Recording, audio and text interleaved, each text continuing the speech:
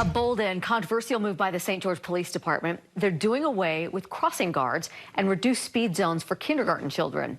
News specialist Dan Rascone is covering this story and joins us live. And Dan, I understand the reasoning all boils down to numbers. Yeah, that's correct, Deanie. According to the police department, they say this is not about less safety for kids.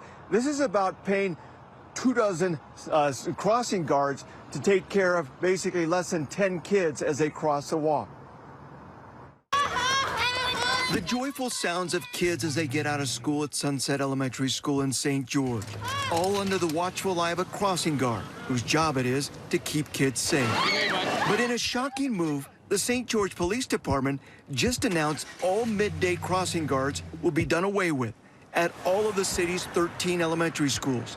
That also includes speed zones. There will no longer be a crossing guard or a reduced speed school zone. I don't like that. But Sergeant Terrell Bangeter says before parents and the public jumps to conclusions, Safety is our #1 priority. they need to hear the reasonings behind this move. First, this only applies to kindergarten kids who are getting out of school midday. Right now, 23 crossing guards are being used for maybe 1 or 2 kids per school. That's it. We're not seeing the numbers of kids out there to justify having a crossing guard standing out there on the corner to cross people. Sergeant Bangeter says they did a survey and went to every school for an entire week, counting the number of kids and talking to the crossing guards. They say on some days there would be 1 or 2 kids, other days no kids at all. According to crossing guard pay, it costs the city about $600 a day for 23 guards during midday. If they're not needed, if it's not something that's justified, then we are funded by taxpayer dollars, and we don't want to be wasting those funds and wasting people's time to have somebody out there for no reason. But some parents with kindergarten kids